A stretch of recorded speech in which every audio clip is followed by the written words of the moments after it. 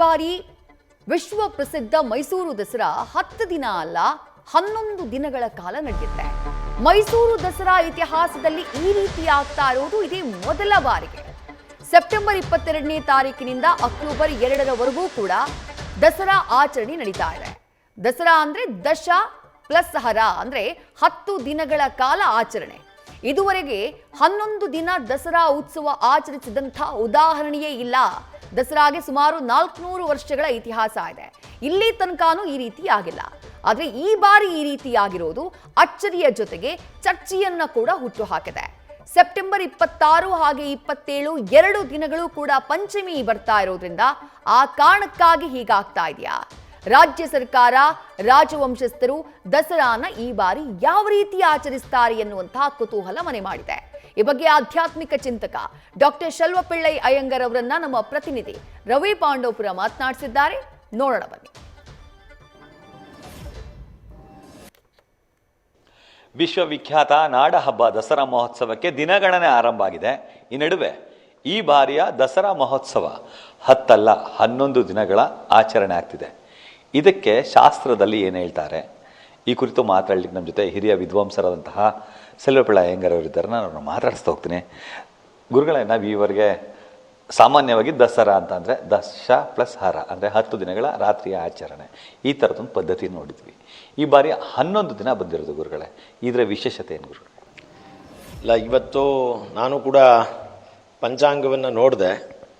ನೋಡುವಾಗ ದಸರಾ ಹಬ್ಬ ಆಚರಣೆ ಬಂದಾಗ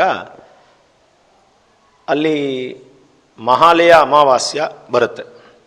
ಘಾತ ಚತುರ್ದಶಿ, ಮಹಾಲಯ ಅಮಾವಾಸ್ಯ, ಅದಾದ ಮಾರನೇ ದಿನದಿಂದ ಆಶ್ವಯುಜ ಮಾಸ ಆರಂಭ ಆಗುತ್ತೆ.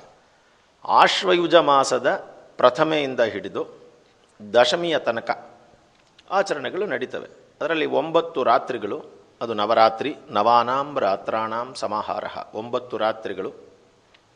10ನೇದು ವಿಜಯದಶಮಿ. 9 ದಿನಗಳು ದೇವಿ ಆರಾಧನೆ. 10ನೇ ದಿನ ಬಂದು ವಿಜಯದಶಮಿ, ಅಂದರೆ ಬನ್ನಿ ಮಂಟಪಕ್ಕೆ ಹೋಗುವಂತಹ ಒಂದು ವಿಜಯ ಯಾತ್ರೆಯ ದಿನ.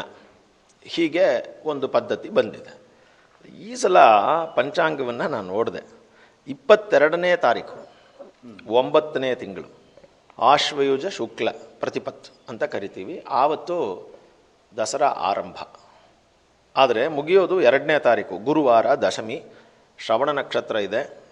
ಆವತ್ತೇ ಒಂದು ವಿಶೇಷವಾದಂತಹ ವಿಚಾರ, ವೇದಾಂತಾಚಾರ್ಯ ಸ್ವಾಮಿಗಳ ತಿರುನಕ್ಷತ್ರ. ಆವತ್ತೇ ತಿರುಪತಿ ವೆಂಕಟೇಶ್ವರ ಸ್ವಾಮಿ ಹುಟ್ಟಿದ ದಿನ ವೆಂಕಟೇಶ ಜಯಂತಿ. ಆವತ್ತೇ ಮಧ್ವಾಚಾರ್ಯರು ಜನಿಸಿದ ದಿನ ಮಧ್ವ ಜಯಂತಿ. ಆವತ್ತೇ ಶಮಿ ಪೂಜೆ, ವಿಜಯದಶಮಿ ಅಂತ ಇದೆ. ಸಾಮಾನ್ಯವಾಗಿ ದಸರಾ ಅಂತಂದರೆ 10 ದಿನಗಳ ಆಚರಣೆ. ಈ ಬಾರಿ 11 ದಿನ ಹೇಗೆ ಆಚರಣೆ ಮಾಡ್ತಾರೆ? ಇದನ್ನು ನಿಮಗೆ ಇದರಲ್ಲಿ ನಾನು ತೋರಿಸಿದ್ರೆ ನಿಮ್ಗೆ ಅರ್ಥ ಆಗುತ್ತೆ. ದಯವಿಟ್ಟು ಇದನ್ನು ನೀವು ನೋಡಿ.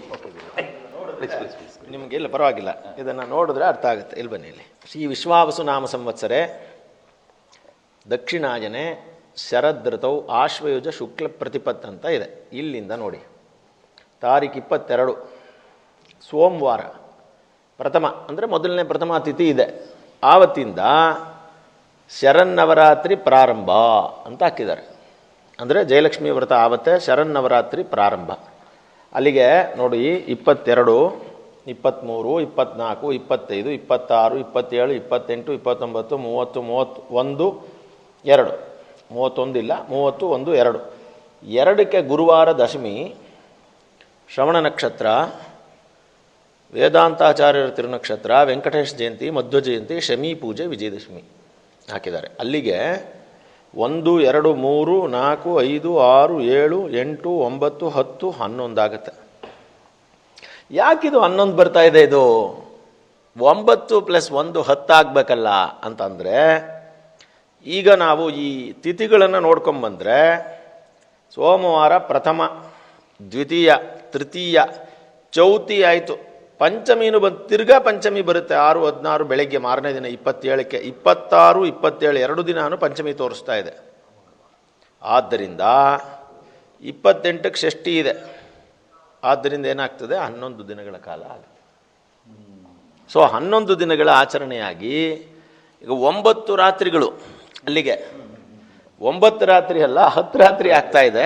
ಆದರೆ 10ನೇ ದಿನದ ಆಚರಣೆ ಏನಿರೋದಿಲ್ಲ. 9 ರಾತ್ರಿಗಳಲ್ಲಿ ಮುಗಿದು 10ನೇ ದಿನದಲ್ಲಿ ಮಾರನೇ ದಿನ ಬೆಳಗ್ಗೆ. ಮತ್ತೇನು ಅಂತಂದರೆ, ಈ ಶೈವ ಪರಂಪರೆಯಲ್ಲಿರೋರಿಗೆ ರಾತ್ರಿಯಲ್ಲಿ ವಿಜಯದಶಮಿ ಯಾತ್ರೆಯನ್ನು ಮಾಡಬಹುದು ಅಂತ ಅನುಮತಿ ಇರೋದ್ರಿಂದ ಶೈವ ದೇವಸ್ಥಾನಗಳಲ್ಲಿ 1ನೇ ತಾರೀಕೆ ವಿಜಯದಶಮಿ ಆಚರಣೆ ಮುಗಿದೋಗುತ್ತೆ. ಆವಾಗ ಅವರಿಗೆ 9+1 ಮುಗಿದೋಗುತ್ತೆ.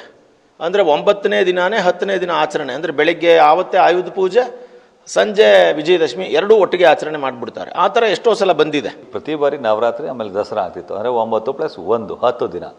ಒಂದೊಂದು ದಿನಗಳಲ್ಲಿ ಆಯುಧ ಪೂಜೆ ಮತ್ತು ವಿಜಯದಶಮಿ ಎರಡೂ 10ನೇ ದಿನ ನಡೆದಿರೋದು ಇತಿಹಾಸದಲ್ಲಿ ಇದೆ ಪ್ರತಿ ಬಾರಿ. ಈಗ 11 ದಿನ ಮಾಡ್ತಾರೆ, ಹೇಗೆ ಗುರುಗಳೇ? ಹೌದು, 11 ದಿನ ಆಚರಣೆ ಮಾಡ್ತಾರೆ. 11 ದಿನದಲ್ಲಿ 9 ದಿನಗಳ ಪೂಜೆಯಲ್ಲಿ 5ನೇ ದಿನದ ಪೂಜೆಯನ್ನು ಮತ್ತೆ ಅದನ್ನು ಮಾಡ್ತಾರೆ. ಸೊ ಆವತ್ತಿನ ರಾತ್ರಿಗೆ ಅವರು ಬೇರೆ ಇದನ್ನು ಮಾಡ್ಕೊಳ್ತಾರೆ. ಆಚರಣೆಯಲ್ಲಿ ಬಂದಿರುವಂತಹ ಪದ್ಧತಿಗಳಲ್ಲಿ 9 ದಿನಗಳಲ್ಲಿ ಪೂಜೆ ಆಗ್ಬಿಡುತ್ತೆ. ನವರಾತ್ರಿ ಪೂಜೆಯಲ್ಲಿ 9 ದಿನ ಆಗುತ್ತೆ. ಆದರೆ 10ನೇ ದಿನ ವಿಜಯದಶಮಿ ನಡೀದೇ ಇರೋದ್ರಿಂದ 11ನೇ ದಿನದ ಬೆಳಿಗ್ಗೆ ವಿಜಯದಶಮಿ ಬರುತ್ತೆ. ಈಗ 11 ದಿನ ಹಾಗಾದ್ರೆ ದಸರಾ ಆಗುತ್ತೆ ಈ ಬಾರಿ. 11 ದಿನ ಆಗುತ್ತೆ.